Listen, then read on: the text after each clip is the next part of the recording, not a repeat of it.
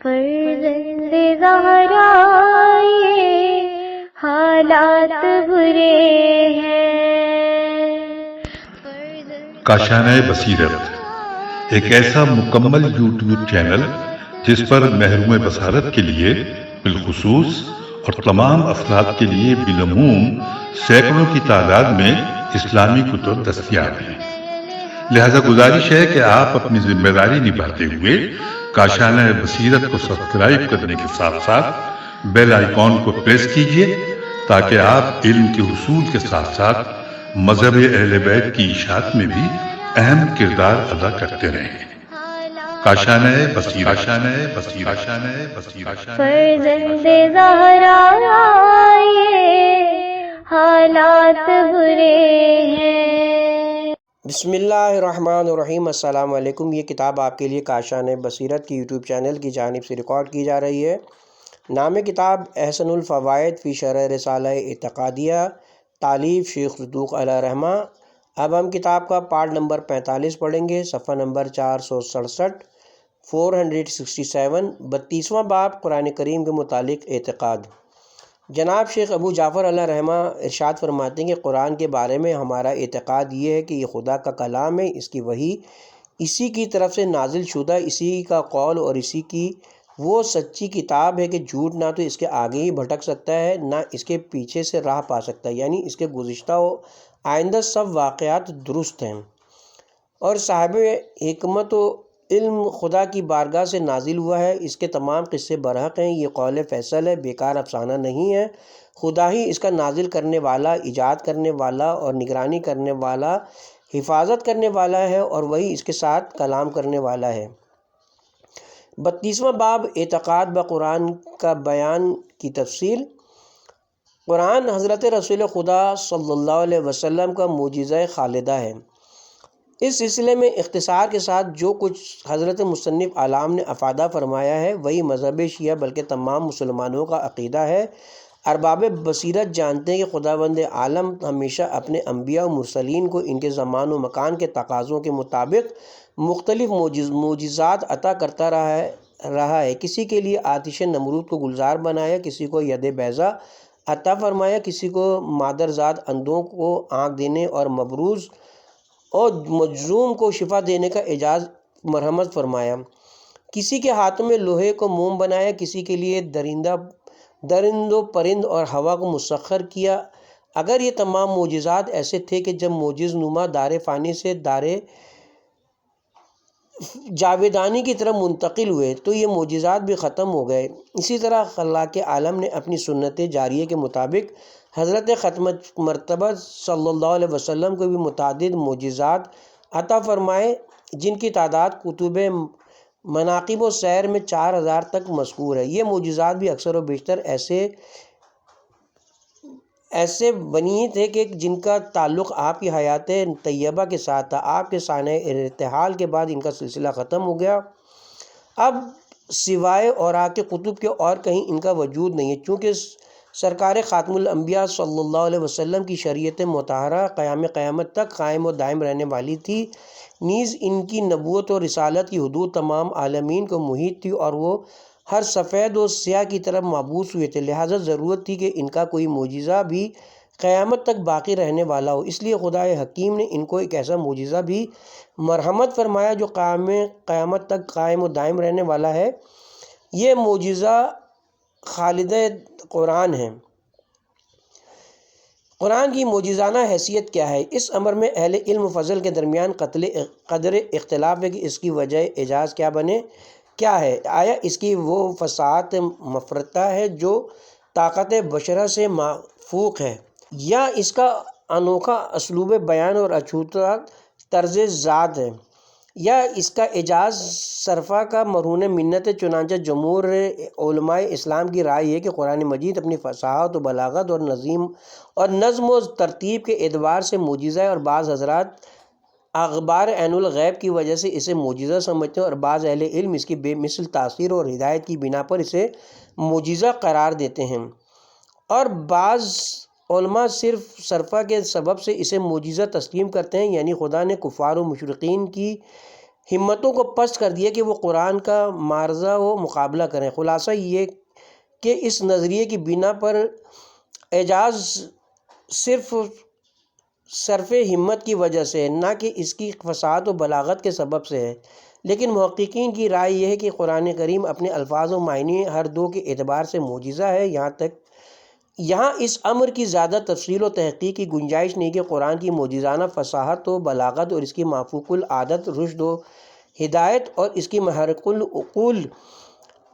تعلیمات و ہدایات پر تبصرہ کیا جائے اور ثابت کیا جائے کہ کس طرح اس نے اپنی معجزانہ شان سے فصاح و بلغا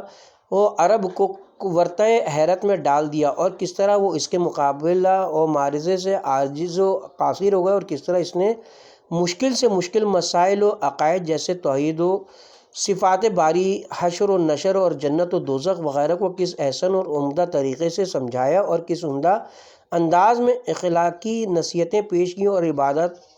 تو معاملات کے متعلق کس طرح فطرت انسانی کے مطابق قانون پیش کیا، اور کس طرح اس کی معجزانہ علمی شان کی بدولت مختصر عرصے میں عرب کا اجڑ خطہ علم و عرفان اور تہذیب و تمدن کا گہوارہ بن گیا۔ سفینہ چاہیے اس بحر بے کراں کے لیے۔ بہرحال وجہ اعجاز میں اس جزوی اختلاف کے باوجود اس امر پر تمام اہل اسلام کا اتفاق ہے کہ قرآن جناب پیغمبر اسلام صلی اللہ علیہ وسلم کا معجزہ خالدہ ہے۔ جس طرح اس نے آج سے تقریباً 1400 سال بیشتر کفار عرب کو یہ تمدی اور چیلنج دیا تھا کہ سورہ بقرہ پارہ نمبر 1 رکوع نمبر 3 کہ اگر تمہیں اس قرآن کی صداقت و حقانیت میں کچھ شک و شبہ ہے تو ذرا اس کے مثل ایک سورہ ہی بنا کر لا دو، اور خدا کے سوا اپنے تمام حمایتیوں کو بھی بلا لو اگر تم سچے ہو۔ اسی طرح آج بھی منکرین کو چیلنج دے رہے اور ان کے جواد تباہ کو مہمیز کرنے کے لیے تعزیانہ بھی لگا رہے کہ سورہ بنی اسرائیل پارہ نمبر 15 رکوع نمبر 10 اے میرے حبیب کہہ دو کہ اگر تمام جن و انسان جمع ہو کر اس قرآن کا مثل بنا کر لانا چاہیں تو نہیں لا سکتے، اگرچہ ایک دوسرے کی مدد بھی کریں۔ باوجود فصحا اور بلغا اور ادبا و فضلا کی کثرت کے اس طویل مدت میں کسی شخص کا قرآن کے اس چیلنج کو قبول نہ کرنا اور اسے نہ توڑ سکنا اس کے اعجاز کی بین دلیل ہے اور پیغمبر اسلام کے نبوت اور رسالت کی صداقت کا زندہ ثبوت ہے۔ ان تمام حقائق سے واضح ہو گیا کہ جس طرح قرآن مجید آج سے قریباً 1400 سال قبل کا معجزہ تھا، اسی طرح آج بھی دنیا کے لیے معجزہ ہے۔ ہم آج بڑے فخر کے ساتھ اسے ہاتھ میں لے کر کہہ سکتے ہیں کہ چونکہ پیغمبر اسلام کی نبوت قیامت تک ہے، جسے اس میں شک ہے وہ اس میں غور و فکر کر کے اطمینان قلب حاصل کر سکتا ہے اور اس کی صداقت و حقانیت کو آنکھوں سے مشاہدہ کر سکتا ہے۔ کلام پاک یزداں کا نہیں ثانی کوئی ہرگز، اگر لولوئے عماں ہیں دیگر لال و بدخشاں ہیں۔ خدا کے قول سے قول بشر کیوں کر برابر ہو، وہاں قدرت یہاں درماندگی فرق نمایاں ہے۔ فضائل قرآن اور اس کے ساتھ تمسک کرنے کی وصیت۔ مقدمہ تفسیر صافی میں بحوالہ اصول کافی و تفسیر عیاشی جناب رسول خدا صلی اللہ علیہ وسلم سے روایت ہے، فرمایا جب تمہارے اوپر فتنے و فساد تاریک رات کی طرح چھا جائیں تو تم دامن قرآن کو مضبوطی سے پکڑ لو، کیونکہ وہ شفاعت کرنے والا اور مقبول الشفاء ہے، اور اپنے اوپر عمل کرنے والوں کے حق وہ جھگڑا کرنے والا ہے کہ جو کچھ وہ کہے گا اس کی تصدیق کی جائے گی۔ جو شخص اسے اپنے لگائے گا، اسے قائد بنائے گا، وہ اسے کھینچ کر جنت کی طرف لے جائے گا، اور جو اسے پس پشت ڈالے گا یہ اسے دوزخ کی طرف ہانک کر لے جائے گا۔ یہ وہ ہادی اور رہبر ہے جو بہترین راستہ اسلام کی طرف ہدایت کرتا ہے۔ یہ وہ کتاب ہے جس میں ہر شے کا تفصیلی بیان موجود ہے۔ یہ سراسر حق و حقیقت ہے، اس میں تمسخر اور استہزاء کا نام و نشان نہیں۔ اس کا ظاہر ہے اور باطن بھی، اس کا ظاہر حکم اور باطن علم ہے، اس کا ظاہر خوش آئند اور باطن بہت گہرا ہے، اس کی انتہا ہے اور اس انتہا کے اوپر انتہا ہے، اس کے عجائب کا احصاء و شمار نہیں ہو سکتا اور اس کے غرائب کبھی کونا نہیں ہوتے۔ اس میں رشد و ہدایت کی کنجیاں اور علم و حکمت کے مینارے ہیں۔ جو شخص معرفت حاصل کرنے کے طریقہ کار سے واقف ہو، اس کے لیے معرفت کا راہبر ہے۔ حدیث ثقلین بھی اسی سلسلہ جلیلیہ کی ایک اہم کڑی ہے۔ نیز تفسیر صافی میں بحوالہ اصول کافی جناب امام محمد باقر علیہ السلام سے منقول ہے، فرمایا جب قیامت کا دن ہوگا اور انبیاء و مرسلین و ملائکہ مقربین اور تمام اولین و آخرین موجود ہوں گے تو قرآن مجید ایک دلکش اور خوبصورت شکل میں آئے گا اور مسلمانوں کے پاس سے گزرے گا۔ وہ یہ خیال کریں گے کہ شاید یہ ہم میں سے کوئی مسلمان ہے، مگر قرآن ان کی صفوں سے آگے نکل کر صفوف انبیاء سے گزرے گا۔ وہ یہ کہیں گے کہ یہ ہم میں سے ہے، مگر وہ ان میں سے بھی آگے گزر کر ملائکہ مقربین کے پاس پہنچے گا۔ وہ خیال کریں گے کہ یہ ہم سے ہے، مگر وہ ان کی صفوں کو چیرتا ہوا بارگاہ قدس تک پہنچے گا اور عرض کرے گا بار الہ، فلاں فلاں آدمی دنیا میں رہ کر دن کو روزے رکھتے اور رات کو میری تلاوت کرتے تھے۔ ارشاد رب العزت ہوگا، اے قرآن آج ان سب لوگوں کو جنت میں اپنے اپنے منازل پر پہنچا۔ چنانچہ قرآن ان لوگوں سے کہے گا پڑھتے جاؤ اور مدارج عالیہ پر چڑھتے جاؤ، یہاں تک کہ ان سب لوگوں کو منازل و مراتب پر پہنچا دے گا۔ تلاوت قرآن کا ثواب۔ جناب رسول خدا صلی اللہ علیہ وسلم نے فرمایا اپنے گھروں کو تلاوت قرآن سے منور و درخشاں کرو۔ اصول کافی۔ کئی روایات میں وارد ہے کہ جو شخص کسی سے قرآن کا ایک حرف سنے یا خود بغیر پڑھے ایک حرف پر نگاہ کرے، اس کے نامہ اعمال میں ایک نیکی درج کر لی جاتی ہے اور اس کا ایک گناہ معاف ہو جاتا ہے، اور جو اس کا ایک حرف سیکھے اسے 10 حسنے ملتے ہیں اور 10 گناہ معاف ہو جاتے ہیں اور 10 درجے بلند ہوتے ہیں، اور جو شخص بیٹھ کر نماز میں اس کی تلاوت کرے اس کے لیے 50 نیکیاں لکھی جاتی ہیں اور 50 گناہ معاف کر دیے جاتے ہیں اور 50 درجے بلند ہو جاتے ہیں، اور اگر نماز میں کھڑے ہو کر اس کی تلاوت کرے تو ہر حرف کے عوض 100 نیکیاں لکھی جاتی ہیں اور 100 گناہ معاف ہو جاتے ہیں اور 100 درجے بلند ہو جاتے ہیں۔ کتاب کا حوالہ تفسیر صافی مقدمہ اولا۔ قرآن حدیث ہے نہ قدیم۔ حضرت مصنف علام نے اس باب کے آخر میں ایک معرکۃ الآراء اختلافی مسئلے میں ماحول حق عند الامامیہ کی طرف اشارہ فرمایا ہے اور مسئلہ حدوث و قدم قرآن ہے تمام امامیہ اور اہل سنت میں سے فرقہ معتزلہ قرآن کے حادث ہونے کے قائل ہیں، مگر اشعری العقیدہ اہل سنت اسے قدیم جانتے ہیں اور کلام نفسی کے قائل ہیں۔ یہاں اختصار کے پیش نظر اہل حق کے نظریے کی صداقت و حقانیت پر چند دلائل براہین اجمالاً بیان کیے جاتے ہیں۔ دلیل اول، کلام حروف سے مرکب ہے اور حروف مقدم و مؤخر اور محذوف الذکر ہوتے رہتے ہیں۔ ظاہر ہے کہ یہ علامت حدوث ہیں، لہذا قرآن جو کلام اللہ ہے حادث ہی ہوگا۔ دلیل دوم، تمام مسلمانوں کا اس بات پر اتفاق ہے کہ الحمد سے لے کر والناس تک جو قرآن مجید موجود ہے یہ خدا کا کلام ہے اور یہ حروف و الفاظ سے مرکب ہے، اور یہ حقیقت بالکل واضح ہے کہ جو کچھ مرکب ہو وہ حادث ہوتی ہے نہ قدیم، لہذا قرآن کو حادث کہنا پڑے گا۔ دلیل سوم، تمام فضلاء بلکہ جہلا بھی یہ جانتے ہیں کہ الہی حروف و الفاظ کے مجموعے کا نام قرآن ہے، جو مرکب و مطلوع اور موجود ہیں اور حادث ہیں، اور وہ ایک معنی قدیم موسوم با کلام نفسانی کا نام نہیں ہے، لہٰذا ان حروف محسوسہ و معلومہ کو کلام نفسانی قرار دینا سراسر دھوکہ اور فریب کاری ہے۔ سید معین الدین شافعی نے اپنے رسالہ اعتقادیہ میں لکھا ہے، یعنی کلام نفسانی والے مسئلے کو اشاعرہ نے 3 صدی ہجری میں ایجاد کیا ہے، اس سے قبل اس کا کہیں نام و نشان نہ تھا۔ دلیل چہارم، خود قرآن مجید اپنے حادث ہونے پر بصراحت دلالت کرتا ہے۔ ارشاد قدرت ہے، پارہ نمبر 17 سورہ انبیاء رکوع نمبر 1، کوئی نئی نصیحت ان کے پاس ان کے پروردگار کی طرف سے نہیں آتی مگر یہ کہ وہ اسے کان لگا کر سنتے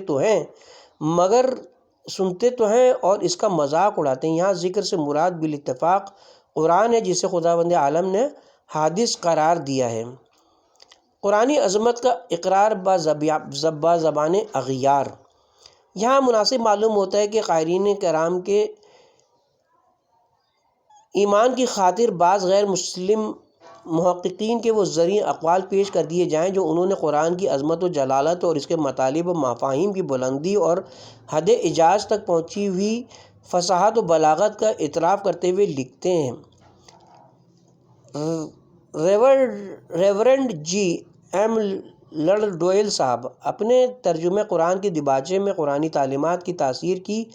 نسبت لکھتے ہیں، عرب کے سیدھے سادے خانہ بدوش بدو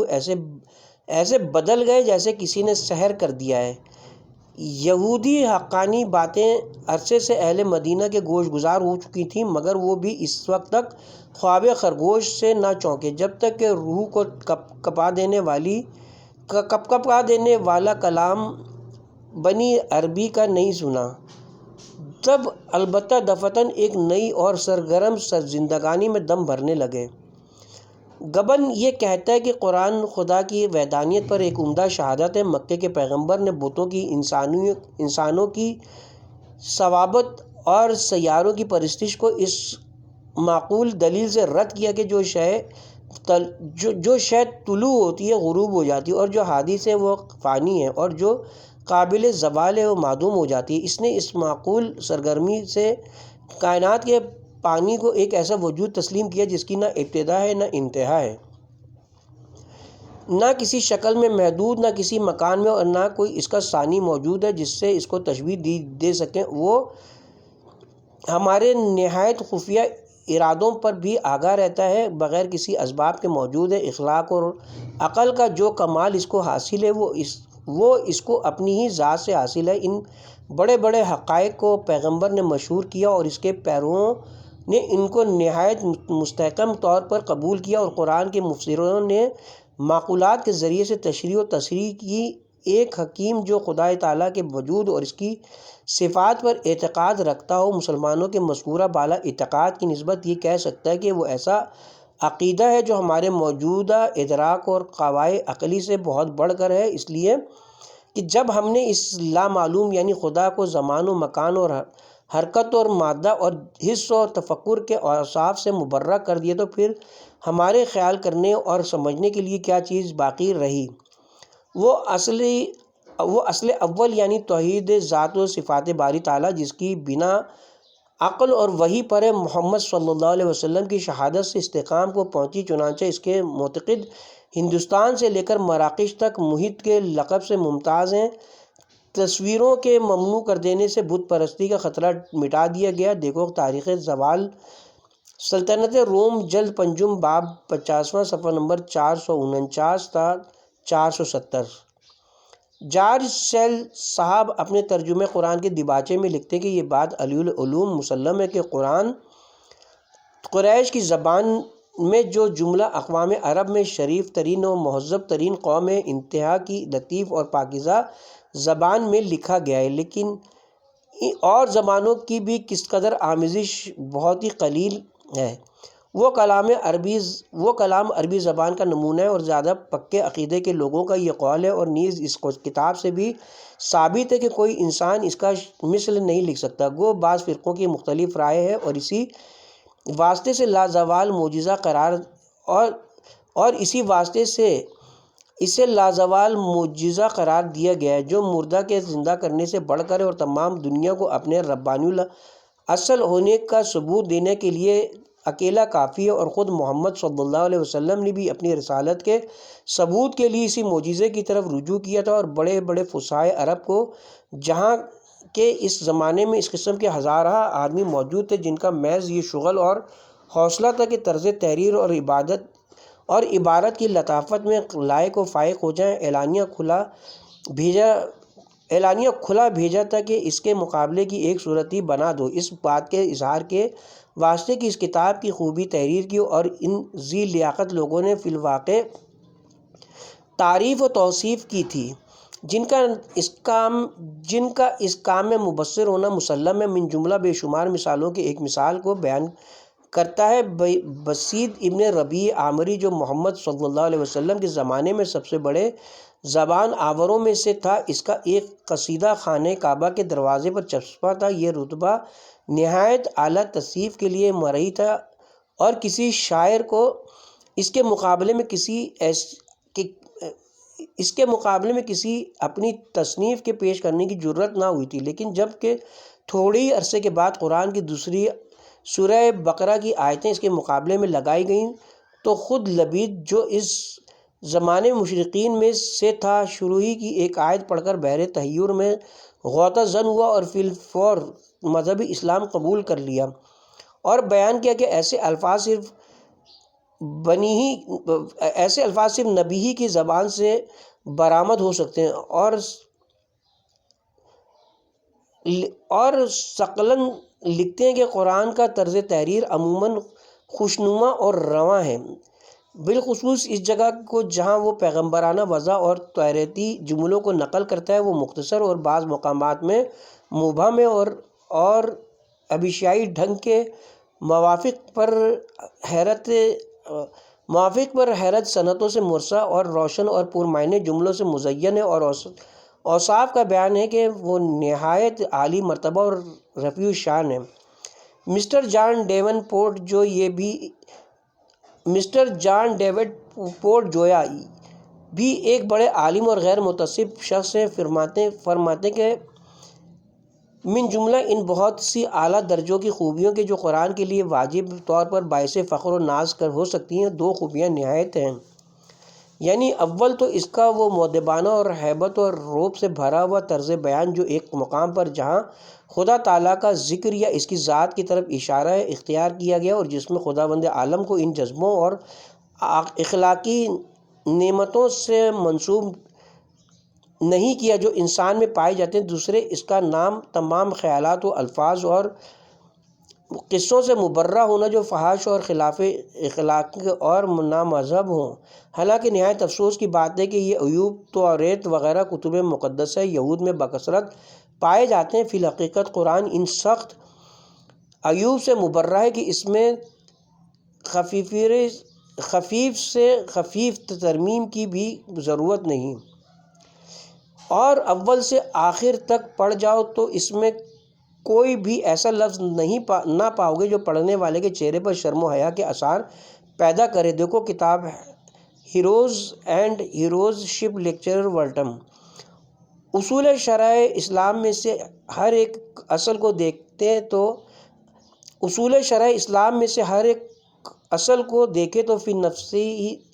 نفس الہ عمدہ اور مؤثر ہے کہ شرع اسلام کے شرف و فضیلت کو قیامت تک کافی ہے، اور ان سب اصول کے مجموعے سے ایک ایسا انتظام سیاست قائم ہو گیا ہے جس کی قوت و متانت کے سامنے ہے، اور سب انتظامات سیاست ہیچ ہے ایک شخص کی حیات، اور وہ بھی ایسا شخص جو جاہل، وحشی، تنگ مایہ و کم ظرف قوم کے قابو میں تھا۔ وہ شرع ان ممالک میں شائع ہوگی جو سلطنت قاہرہ روم کبیر سے کہیں عظیم و وسیع تھی۔ جب تک اس شرع میں اس کی اصل کیفیت باقی رہی، اس وقت تک کوئی چیز اس کا مقابلہ نہ کر سکی۔ اس کے ساتھ ہی یہاں پہ 32واں باب اپنے اختتام کو پہنچا۔ آغاز ہوتا ہے 33واں باب قرآن کی مقدار کے متعلق اعتقاد۔ حضرت شیخ ابن بابویہ فرماتے ہیں کہ مقدار قرآن کے متعلق ہمارا اعتقاد یہ ہے کہ وہ قرآن جو خداوند عالم نے اپنے پیغمبر حضرت محمد مصطفیٰ صلی اللہ علیہ وسلم پر نازل کیا، وہ یہی ہے جو دو دفتیوں کے درمیان لوگوں کے ہاتھ میں اس وقت موجود ہے، اس سے زیادہ نہیں ہے۔ عامہ کے نزدیک اس کی 114 صورتیں ہیں، لیکن ہمارے نزدیک چونکہ سورہ والضحیٰ اور علم نشرح ایک سورہ ہے، اسی طرح سورہ الیان اور علم تری کیف بھی ایک ہی سورہ ہے، اس طرح مجموعہ 112 صورتیں ہوں گی۔ جو شخص ہماری طرف سے یہ امر منسوب کرے کہ ہم موجودہ قرآن سے زائد قرآن کے قائل ہیں تو وہ جھوٹا ہے۔ ہماری وہ روایات جو قرآن کی ایک سورہ پڑھنے اور پورے قرآن کے ختم کرنے کے ثواب، نماز نافلہ کی ایک رکعت میں 2 سورتوں کے پڑھنے کے جواز، اور نماز فریضہ کی ایک رکعت میں 2 سورتوں کی تلاوت کے ممنوع ہونے کے متعلق وارد ہوئی ہیں۔ ان سے ہمارے قول کی تصدیق ہوتی ہے کہ ہم قرآن کی اتنی ہی مقدار کے قائل ہیں جتنی کہ لوگوں کے پاس موجود ہے۔ اسی طرح یہ جو بعض روایات میں وارد ہے کہ ایک رات میں قرآن کو ختم نہ کیا جائے، اور یہ کہ 3 دن سے کم عرصے میں قرآن مجید کا ختم کرنا جائز نہیں ہے، اس سے بھی ہمارے نظریے کی تصدیق ہوتی ہے۔ اور ہاں، ہم البتہ اس بات کے قائل ہیں کہ قرآن کے علاوہ اس قدر وحی نازل ہوئی ہے کہ اگر اس کو بھی قرآن کے ساتھ جمع کر لیا جائے تو اس مجموعے کی تعداد 17,000 آیتوں تک پہنچ جائے گی۔ جیسے کہ حضرت جبرائیل کا پیغمبر اسلام سے یہ کہنا کہ خداوند عالم آپ کو فرماتا ہے اے محمد صلی اللہ علیہ وسلم تم میری مخلوق سے اس طرح لطف و مدارات سے پیش آؤ جس طرح کہ میں ان سے مدارات کرتا ہوں، یا جیسے جبرائیل کے توسط سے فرمائے کہ تم لوگوں کی عداوت اور ان کے حقدید و کینے سے ڈرتے رہو، یا یہ فرمائے کہ جب تک چاہو زندہ رہو، آخر مرنا ضرور ہے، اور جس چیز کو چاہو پسند کرو، آخر اس سے جدا ہونا ہے، اور جو عمل چاہو کرو اس کا نتیجہ اور ثمرہ پاؤ گے، یا جیسے یہ ارشاد نماز شب پڑھنا مومن کے لیے باعث عز و شرف ہے، اور لوگوں کو تکلیف نہ پہنچانا اس کی عزت و عظمت کا سبب ہے، یا جیسے حضرت رسول خدا صلی اللہ علیہ وسلم کا یہ ارشاد ہے کہ جبرائیل ہمیشہ مجھ کو مسواک کرنے کی وصیت کرتے رہے حتیٰ کہ مجھے یہ خوف دامنگیر ہو گیا کہ کہیں میرے دانت گر نہ جائیں۔ اسی طرح جبرائیل برابر مجھے پڑوسیوں کے بارے میں وصیت کرتے رہے حتیٰ کہ مجھے گمان ہوا کہ شاید ان کو شریک وراثت ہی نہ قرار دے دیں۔ جبرائیل ہمیشہ عورت کے متعلق مجھے اس قدر وصیت کرتے رہے کہ مجھے یہ گمان ہونے لگا کہ عورت کو طلاق نہیں دینی چاہیے۔ اسی طرح ہمیشہ غلام کے متعلق مجھے وصیت کرتے رہے یہاں تک کہ مجھے خیال ہوا کہ شاید اس کے آزاد ہونے کی مدت مقرر ہو جائے گی جس کے بعد وہ خود بخود آزاد ہو جائے گا، یا جیسے یہ کہ جب حضرت صلی اللہ علیہ وسلم غزوہ خندق سے فارغ ہو چکے تو اس وقت جبرائیل نے جناب صلی اللہ علیہ وسلم کی خدمت میں عرض کیا یا رسول اللہ، خدا تبارک و تعالیٰ آپ کو حکم دیتا ہے کہ آپ عصر کی نماز قبیلہ بنی قریظہ میں پڑھیں۔ اسی طرح حضرت صلی اللہ علیہ وسلم کا یہ ارشاد ہے کہ خدا نے مجھے انسانوں کے ساتھ لطف و مدار کرنے کا اسی طرح حکم دیا ہے جس طرح فرائض کی ادائیگی کا، یا جیسے آپ کا یہ فرمان ہے کہ ہم گروہ انبیاء کو یہ حکم دیا گیا کہ لوگوں کے ساتھ ان کی عقل اور فہم کے مطابق کلام کیا کریں، یا جیسے آپ کا یہ ارشاد کہ ایک دفعہ جبرائیل خدا کی طرف سے ایسی وحی لے کر میرے پاس آئے کہ جس سے میری آنکھیں ٹھنڈی ہو گئیں اور دل خوش و خرم ہو گیا۔ وہ وحی یہ تھی کہ حضرت علی ابن ابی طالب علیہ السلام مومنوں کے امیر اور سفید اعضاء و عضو والوں کے قائد و سردار ہیں، یا جیسے آپ کا یہ فرمان کہ میرے پاس جبرائیل میرے پاس آئے اور کہا اے محمد صلی اللہ علیہ وسلم، خدا بند عالم نے عرش کے اوپر جناب فاطمہ کی تجویز حضرت علی سے کر دی ہے اور اس پر اپنے بہترین ملائکہ کو گواہ مقرر کیا ہے، لہذا آپ بھی زمین پر ان کا نکاح کر دیں اور امت کے بہترین لوگوں کو گواہ بنائیں۔ اس قسم کی اور بہت سی احادیث ہیں جو تمام کی تمام وحی خدا بندی ہیں، لیکن انہیں قرآن نہیں کہا جا سکتا، کیونکہ اگر وہ قرآن کا حصہ ہوتی تو اس سے علیحدہ نہ ہوتی۔ چنانچہ جب حضرت امیر المومنین علیہ السلام قرآن جمع کر چکے تو اسے لوگوں کے پاس لا کر فرمایا اے لوگو یہ تمہارے پروردگار کی کتاب ہے، یہ اسی طرح ہے جس طرح کہ تمہارے پیغمبر پر نازل ہوئی تھی، اس میں کوئی حرف زیادہ ہوا ہے اور نہ کسی حرف میں کمی واقع ہوئی ہے۔ ان لوگوں نے جو جواب دیا اے علی، ہمیں اس قرآن کی کوئی ضرورت نہیں ہے، ہمارے پاس ایسا ہی قرآن موجود ہے جیسا کہ آپ کے پاس ہے۔ حضرت یہ فرماتے ہوئے واپس تشریف لے گئے کہ ان لوگوں نے اس کو پس پشت ڈال دیا اور اس کے بدلے بہت ہی کم قیمت کو خریدا ہے، اور کیسی بری چیز ہے جو انہوں نے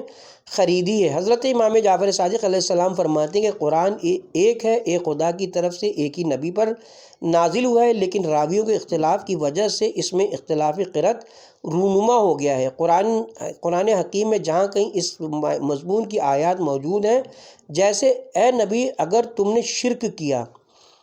تو تمہارے عمل ضائع ہو جائیں گے اور تم خسارہ پانے والوں میں سے ہو جاؤ گے۔ نمبر 2، خدا نے تمہارے اگلے پچھلے گناہ معاف فرما دیے۔ نمبر 3، اگر ہم تجھے ثابت قدم نہ رکھتے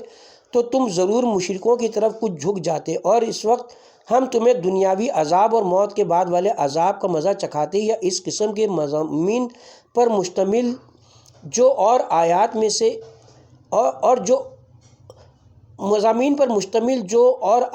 ان سب کے متعلق ہمارا اعتقاد یہ ہے کہ